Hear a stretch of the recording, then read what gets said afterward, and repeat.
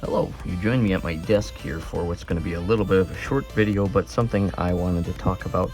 So some of you will have seen some of the plant content on the channel, which is just me like updating about my houseplants as they're growing. And one of the things that I kind of want to get into, and I'm not really sure anyone else has talked about or done this before in any context, but is like tactile bonsai. So right here on my right, I have a 4-inch pot with a jade in it. This is a jade I got from my girlfriend and her family. It wasn't doing as well. They were in a big pot together, and so I took them out and separated them out. And there's a kind of your main big branch, and then there's one branch. The way the current facing of the plant is, there's a small branch to the left, and there's a small space moving upward, and then across from the left branch are two to the right. And both of those are experiencing growth, as is the branch to the left. So this tree actually has very smooth transitions between each point for the most part, and I am going to leave it exactly as is, at least for the time being, and let it grow, let these pieces of growth form new things. We're going to turn our attention to this tree on my left-hand side. This is in a 5-inch pot. It's a little bit bigger. The base of this tree is a little bit thicker. Well, I say tree, these are jade plants, but they look like trees. Now, where we get into issue, I'm going to remember to try to turn this around when I'm done, but I'm going to turn it a quarter turn so that I give a better view of the plant. So the trunk itself is very thick, and the transition to this left branch is very smooth. It makes sense. And then eventually, I believe there's going to be at least 2 branches, possibly 3, coming from this guy here. And so I'm going to leave those exactly as they are.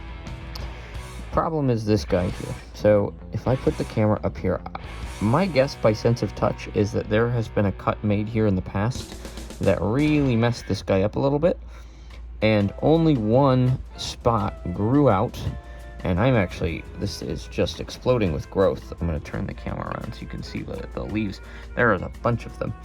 But what I think I need to do tactily to this guy is make a cut actually just below this kind of knob area here, so that the tree has a smooth place for new branching to occur where the branches would come from the trunk.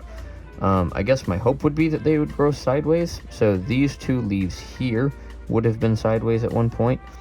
So I don't know exactly where to make the cut to allow for what I think I want to happen, because I didn't have the tree at that point. And the leaf scars on this are very well smoothed over with age. And so I couldn't tell you exactly where that's going to be. So there's a tiny lip at the base of this where I'm going to make that cut. I'm actually going to do that tonight. And then I'm going to let this guy sit for a while. My pruning shears now. The problem is I'm not going to be able to do this one-handed. So what I'm going to do is I'm going to make the cut, and then I will zoom in on exactly where I did it and show you what has changed. Yeah, that was scary. Okay, I don't like that. That is very uncomfortable to do. Here's the cut end. Pretty clean for the most part. I will kind of let this do its thing and scar over. I really don't want to mess with it too much because I don't want anything to happen to it. And so we're going to leave it.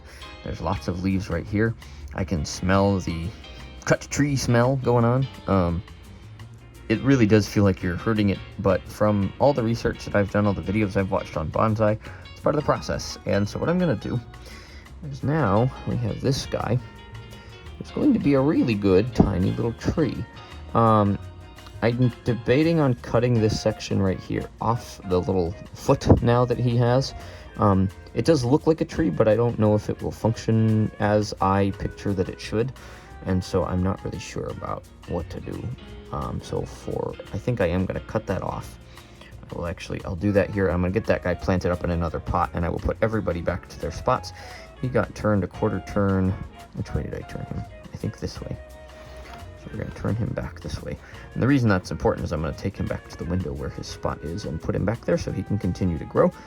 And hopefully I can do an update in the fall, or in a little while when I start to see branching and things going on with this guy. But he certainly looks very bald now, and I'm very freaked out by having to do that tactily, but I'm hoping it results in good things for this plant, and that these branches will continue to grow, and that it can kind of resemble the more smooth transitions of this guy, because what I want to get into as a hobby is doing bonsai, but rather than doing them visually, because I have enough vision that I could maybe kind of learn about aesthetics, but I don't really understand some of the nuances.